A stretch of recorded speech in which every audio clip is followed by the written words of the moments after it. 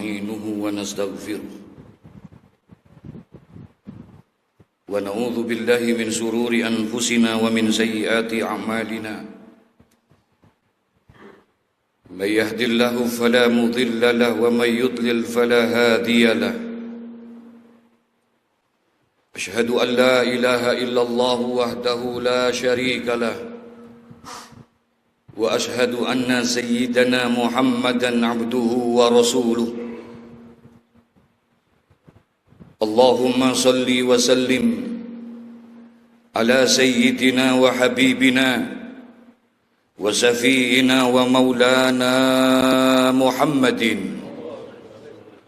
وعلى آله وأصحابه أجمعين أما بعد فيا عباد الله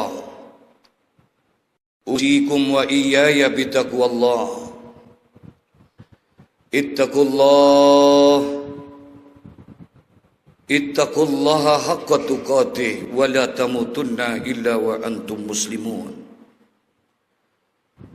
قال الله تعالى في كتابه الكريم وهو أصدق القائلين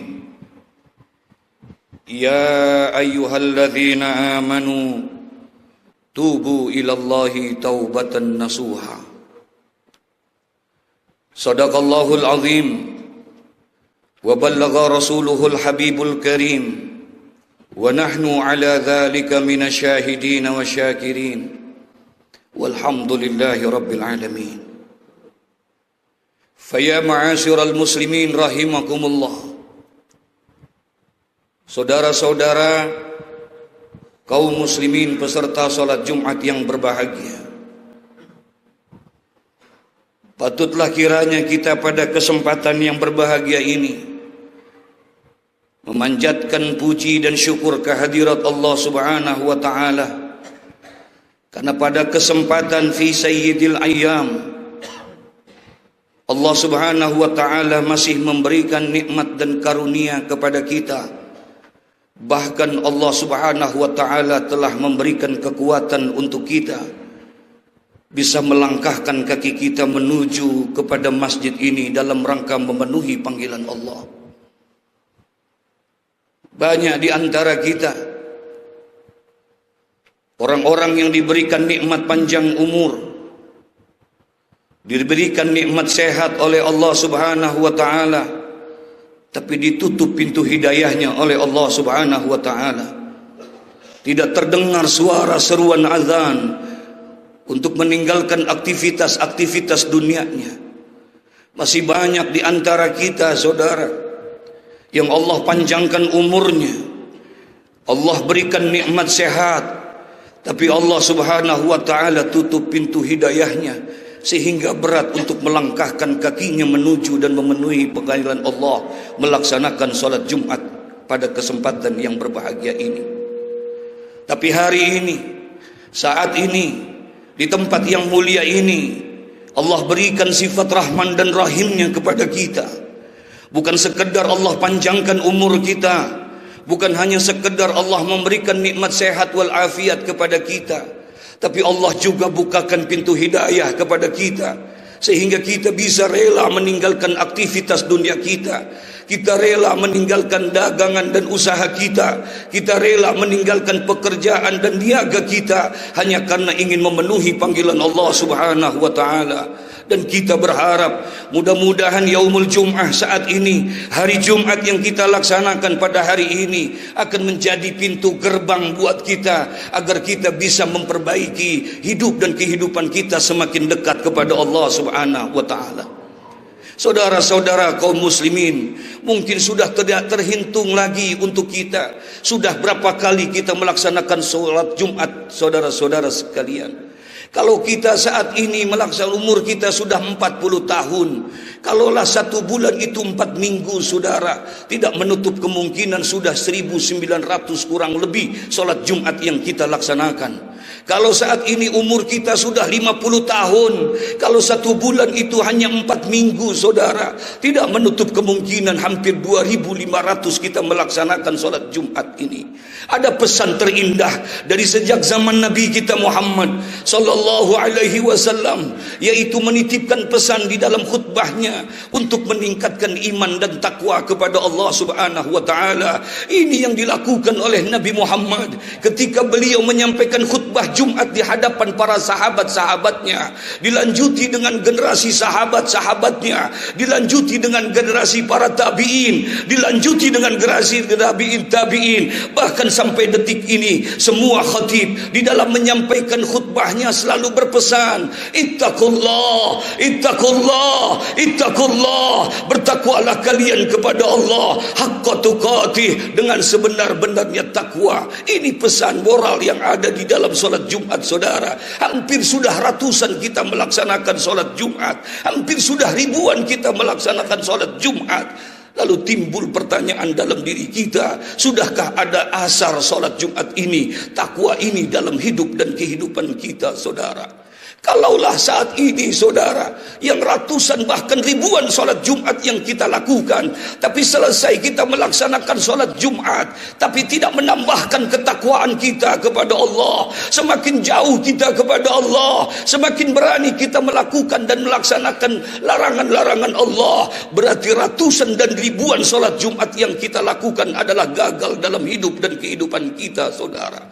Kita berharap hari ini, saudara, ini adalah pintu gerbang untuk kita, untuk merubah diri kita agar lebih jadi dekat kepada Allah, lebih beriman kepada Allah, agar kita bisa keluar dari tempat ini menambahkan keimanan dan ketakwaan kita kepada Allah Subhanahu wa taala. Demi Allah, Allah Subhanahu wa taala tidak memandang jabatan dan kedudukan kita, karena orang yang paling mulia di sisi Allah, Allah tidak lihat status sosial kita, Allah tidak melihat jabatan dan kedudukan kita, Allah tidak melihat harta dan kekayaan kita. Inna akramakum indallahi atqakum, sesungguhnya manusia yang paling mulia di hadapan Allah adalah orang yang paling bertakwa. Dan insya Allah duduknya kita saat ini di tempat yang baik ini, di tempat yang mulia ini, insya Allah akan menjadi bukti di hadapan Allah bahwa kita termasuk orang-orang yang bertakwa kepada Allah Subhanahu wa taala. Saudara-saudara kaum muslimin peserta salat Jumat yang berbahagia, Al-Imamul Hafiz Shihabuddin Ahmad Ibnu Hajar Al-Asqalani, beliau menuliskan di dalam satu kitab klasik yang beliau tulis satu kalimat yang indah. Al-husunu lil mu'minina minas syaitan salasun, benteng buat orang-orang yang beriman dari segala macam bentuk gangguan jin dan syaitan. Ada 3, kata Al-Imam Al-Hafiz Ibnu Hajar Al-Asqalani di dalam kitab Nasaihul Ibad. Ada 3 benteng kita sebagai orang yang beriman dari segala macam bentuk gangguan-gangguan setan. Mohon maaf, beribu maaf, saudara, masih terlalu banyak gangguan orang-orang yang beriman dari gangguan-gangguan setan. Masih terlalu banyak orang-orang yang mencoba untuk merusak keimanan orang-orang yang beriman. Masih gentayangan di mana-mana orang-orang yang tidak suka terhadap Islam, sehingga berusaha dengan berbagai macam cara untuk merusak daripada akidah dan iman orang-orang yang beriman. Kita perlu benteng, karena benteng adalah merupakan satu bangunan tinggi yang kokoh, yang kuat untuk berlindung daripada segala macam serangan-serangan musuh, saudara. Al-Imam Al-Hafiz Ibnu Hajar Al-Asqalani, beliau mengatakan buat kita orang yang beriman, al-husunu lil mu'minina minas syaitan salathun, benteng buat kita orang-orang yang beriman dari berbagai macam gangguan setan, baik yang kelihatan ataupun yang tidak kelihatan. Ada 3, kata beliau. Yang pertama, benteng itu buat orang yang beriman, kata beliau, al-masjidu hisnun, masjid adalah merupakan benteng, saudara. Tempat yang kita duduki saat ini adalah merupakan baitun min buyutillah, rumah di antara rumah-rumah Allah. Bahkan Rasulullah sallallahu alaihi wasallam bersabda di dalam satu hadisnya, inna buyutallahi fil ardi al masajid, Sesungguhnya rumah-rumah Allah yang ada di muka bumi ini adalah masjid-masjid. Tidak semua orang bisa datang ke dalam tempat ini, saudara. Hanya orang-orang yang beriman yang bisa melangkahkan dan betah di dalam tempat ini, saudara. Sehingga Rasulullah sallallahu alaihi wasallam pernah memberikan satu informasi, apabila kamu lihat ada orang yang datang dan berkunjung kepada masjid untuk beribadah di dalam masjid, fashhadu lahu bil iman, saksikanlah bahwa orang itu adalah orang yang beriman, saudara. Tempat ini bisa menjadi tempat yang jauh, walaupun rumahnya adalah mungkin sekitar 10-20 meter. Mungkin tempat ini bisa menjadi tempat yang paling berat untuk didatangi, saudara, karena tidak ada iman di dalam dirinya. Kita bersyukur ini adalah merupakan benteng buat kita. Rasulullah sallallahu alaihi wasallam, kalau kita lihat di dalam perjuangan dakwah, perjuangan beliau menjadikan masjid ini adalah merupakan sebuah sarana, bukan hanya sebagai untuk ritual ibadah, bukan hanya untuk tempat solat, bukan hanya tempat untuk berzikir kepada Allah Subhanahu wa taala. Betapa Rasulullah begitu menjunjung tinggi dan memuliakan tempat yang kita duduki seperti ini, saudara. Benar, 13 tahun di kota Mekah Rasulullah tidak membangun masjid. Ketika awal-awal perjuangan Nabi Muhammad di kota Mekah, Nabi tidak membangun satupun masjid. Kenapa? Karena memang situasi dan kondisi pada saat itu tidak memungkinkan. Jangankan untuk membangun masjid, untuk sholat berjamaah pun susah pada saat itu, karena intimidasi, tekanan-tekanan daripada tokoh-tokoh kafir Quraisy kepada Nabi Muhammad dan sahabat-sahabatnya begitu luar biasa, sehingga sulit untuk membangun masjid pada saat itu. Tapi kalau kita buka sejarah, kita lihat betapa ketika hijrahnya Nabi Muhammad, pindahnya Nabi Muhammad dari kota Mekah menuju kota Madinah, apa yang dilakukan oleh Nabi Muhammad? Berangkat Nabi Muhammad dari kota Mekah menuju Madinah Al-Munawwarah, yang dahulunya berkota itu bernama kota Yasrib. Berangkat Nabi kurang lebih 9 hari 9 malam perjalanan dari kota Mekah menuju kota Madinah. Pertama sampai di tempat sebuah kampung, satu desa yang bernama dengan Kuba. Di situ Rasulullah sallallahu alaihi wasallam pertama kali sampai di satu sudah membangun satu masjid yang sampai saat ini kita kenal dengan Masjid Kuba namanya. Rasulullah sallallahu alaihi wasallam begitu luar biasa sejarah di dalam Masjid Kuba, sampai-sampai Rasulullah memberikan satu jaminan. Apa kata Nabi Muhammad? Barang siapa yang keluar dari rumahnya, barang siapa yang keluar dari hotel dan pondoknya dalam keadaan bersuci, dalam keadaan berwudu, kemudian dia berangkat ke Masjid Kuba dan sampai di Masjid Kuba dia sembahyang 2 rakaat, maka dia akan mendapatkan satu nilai pahala sama dengan orang yang mengerjakan 1 kali umrah, kata Nabi Muhammad. Ini Masjid Kuba. Tidak lama Nabi Muhammad di Masjid Kuba, hanya 4 hari 4 malam, Senin, Selasa, Rabu, Kamis, Jumat pagi Nabi sudah berangkat meninggalkan Kuba. Tapi di tengah perjalanan Nabi berhenti di dalam satu kampung yang bernama Bani Salim. Di situ karena ada perintah untuk melaksanakan sholat Jumat, sehingga Nabi pada saat itu membangun satu masjid lagi, saudara, yaitu masjid yang kita kenal dengan Masjid Al-Jumu'ah. Kalau kita datang kepada Madinah Al-Munawwarah, di dalam satu tempat di Madinah Al-Munawwarah ada satu masjid namanya Masjid Al-Jumu'ah, tempat Rasulullah melaksanakan sholat Jumat pada saat itu. Setelah dari situ kemudian Nabi pergi ke Yasrib. Disitulah Nabi membangun yang ketiga, yaitu Masjid Madinah Al-Munawwarah, yang saat ini jutaan manusia datang ke tempat itu, saudara. 3 masjid Rasulullah bangun dalam waktu 1 minggu. 13 tahun Rasulullah tidak bangun ketika berada di Mekah Al-Mukarramah. Tapi ketika sampai di Madinah, karena pentingnya ini masjid, karena perlunya ini masjid, Rasulullah ingin membangun daripada Islam, membangkitkan Islam, memperkenalkan Islam, berdakwah Islam. Dan tidak ada tempat yang paling mulia untuk membangun dan membangkitkan Islam kecuali adalah masjid. Masjid adalah merupakan benteng buat kita, saudara. Yang kedua, kata Al-Imam Al-Hafiz Syihabuddin Ibnu Hajar Al-Asqalani, yang menjadi benteng buat kita sebagai umat Islam, zikrullahi ta'ala hisnun.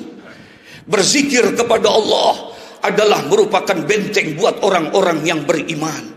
Tidak akan goyah hatinya orang-orang yang beriman kalau di mulutnya selalu keluar lafaz-lafaz kalimatut thayyibah.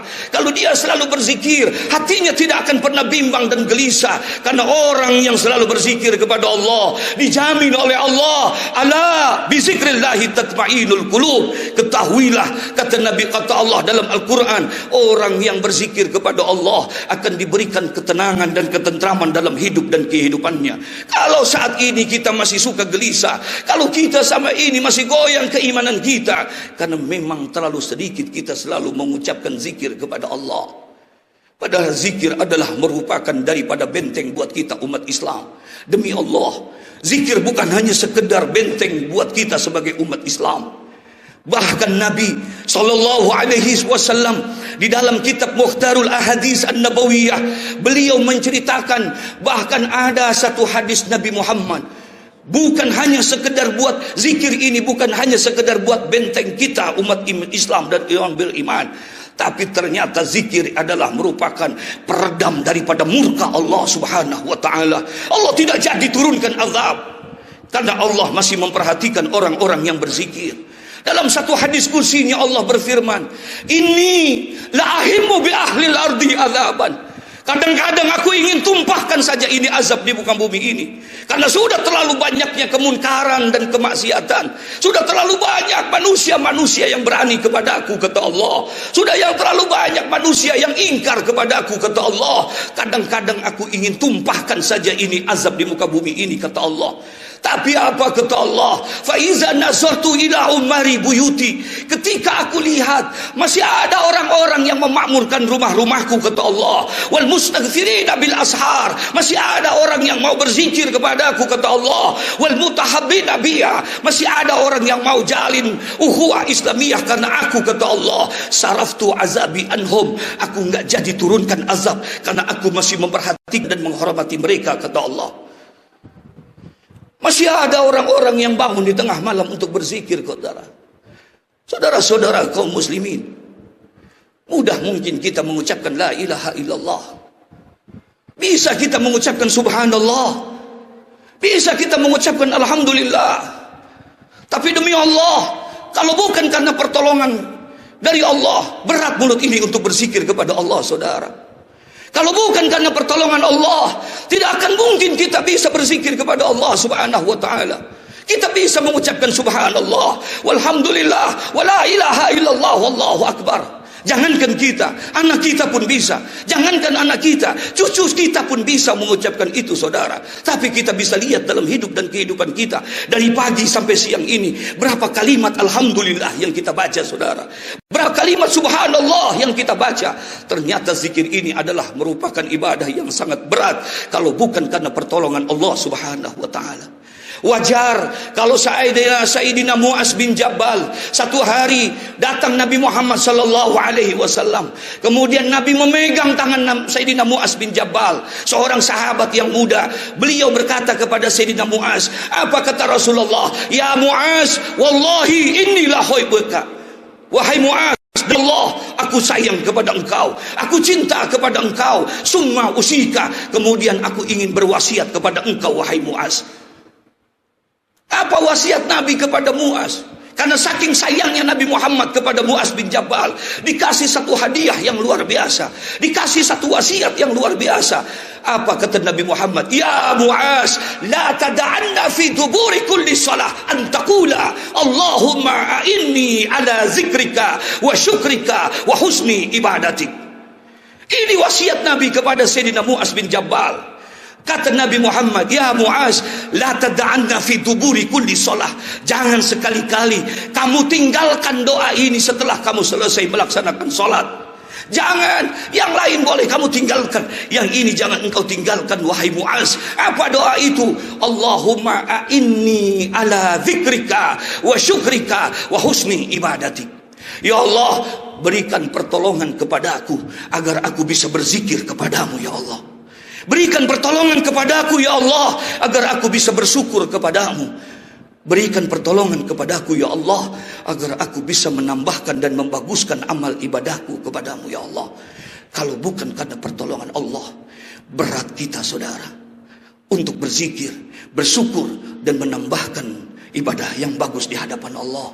Sudah 50 tahun kita bisa jadi belum pernah merasakan tahajud, nikmatnya tahajud. Sudah 60 tahun umur kita, saudara, belum pernah kita merasakan asyiknya kita melaksanakan sholat duha. Sudah 60 tahun umur kita, belum pernah tercatat dalam sejarah perjalanan hidup kita untuk menghatamkan Al-Quran. Kalau bukan karena pertolongan Allah, kita tidak akan bisa seperti itu, saudara. Terakhir, benteng buat kita umat Islam, kata Al-Imamul Hafiz Syihabuddin Ibnu Hajar Al-Asqalani, bukan hanya masjid sebagai benteng buat kita, bukan hanya zikrullah sebagai benteng buat kita, wa qiraatul Quran hisnun, membaca Al-Quran juga adalah benteng buat kita. Saya yakin kita semua mengakui, kita semua menyadari bahwa Al-Quran adalah kitab suci umat Islam. Dia adalah pandangan hidup kita dalam menjalani kehidupan. Tapi kita bisa lihat dalam realita kehidupan kita, saudara, terlalu banyak saat ini umat-umat yang mengaku beragama Islam tapi jauh terhadap Al-Quranul Karim. Saudara-saudara, tidak ada makhluk yang dimuliakan oleh Allah. Ketika Nabi SAW di akhir-akhir hayatnya beliau berkata, Inna akramal ibad illallah fi hadhihi dunya ba'dal anbiya. Sesungguhnya manusia yang paling mulia di dunia ini sesudah para nabi, kata Rasulullah, al-ulama summa hamalatul Quran. Para ulama dan juga orang-orang yang dekat kepada Al-Quran. Terang tempat ini, saudara, karena ada lampu di sekitar kita. Dengan situasi terang seperti ini kita enak. Kita bisa melihat mana pintu, mana jendela. Dengan situasi lampu yang terang ini, kita bisa melihat mana warna putih, mana warna hijau, mana warna merah. Kenapa? Terang. Tapi nanti satu masa akan keadaan gelap, saudara. Kita butuh cahaya untuk menerangi hati kita, untuk menerangi alam kubur kita. Lampu ini hanya bisa menerangi masjid. Lampu ini hanya bisa menerangi rumah kita. Lampu ini hanya bisa menerangi kantor-kantor kita. Lampu ini hanya bisa menerangi tempat-tempat kita yang ada di dunia. Tapi dia tidak bisa menerangi hati dan kubur kita, bahkan menerangi yaumul qiyamah. Kita butuh cahaya, saudara, karena nanti satu masa fasatakunu fitanun kakita'il laili muslim, akan ada satu keadaan yang penuh dengan fitnah-fitnah dunia, sehingga pada saat itu gelap sebagaimana gelapnya malam yang gulita, saudara. Kalau sudah keadaan seperti itu, kita tidak lagi bisa membedakan mana pintu, mana jendela. Kita sudah tidak bisa bedakan mana warna merah, mana warna putih. Kita tidak bisa lagi bedakan mana tua, mana muda. Bahkan kalau sampai saat itu terjadi, kata Nabi Muhammad, kalau seandainya pada saat itu fitnah-fitnah dunia sudah menutupi kehidupan kita, yasbihu rajulu mu'minan wa yumsi kafiran, wa yumsi rajulu mu'minan wa yusbihu kafiran. Kalau itu terjadi, kata Nabi Muhammad, banyak di antara umatku, pagi dia beriman, tapi sore dia sudah menjadi kafir. Sore dia beriman, tapi pagi sudah menjadi kafir. Yabi'u dinahu min aradi dunya. Mereka rela jual agamanya hanya karena untuk kepentingan dunia, saudara. Quran kita jadikan, karena insya Allah Quran akan menjadi datang nanti fi yaumil qiyamah. Baca oleh kita Al-Quran, fa innahu ya'ti yaumil qiyamah syafi'an li ashabiha. Karena nanti Al-Quran akan datang pada hari kiamat untuk menjadi syafaat buat orang-orang yang suka membaca Al-Quran. Nawiru buyutakum bi tilawatil Quran. Kata Nabi dalam pesannya, terangilah rumah tangga kalian dengan Al-Quran dan salat. Mudah-mudahan Allah memberikan taufik hidayah kepada kita. Allah memberikan kekuatan iman dan Islam kepada kita. Allah Subhanahu wa taala selalu memberikan pembimbingan dan petunjuknya kepada kita, sehingga di dalam menjalani kehidupan di alam dunia yang penuh dengan ujian dan cobaan ini, kita selalu mendapatkan hidayah dari Allah Subhanahu wa taala, sehingga akhir hayat kita dalam keadaan husnul khatimah. Inna ahsanal kalam wa abyadan nizam kalamullahul malikil allami zil jalali wal ikram wa biqaulihi yahtadil muhtadun. A'udzu billahi minasyaitonir rajim. Bismillahirrahmanirrahim. Wal 'asri innal insana lafi khusrin illa alladzina amanu wa 'amilus solihati wa tawasaw bil haqqi wa tawasaw bis sabr. Barakallahu li wa lakum fil Qur'anil 'azim wa na'afani wa iyyakum bima fihi minal ayati wa dzikril hakim wa taqabbala minni wa minkum tilawatahu innahu huwas samiul alim.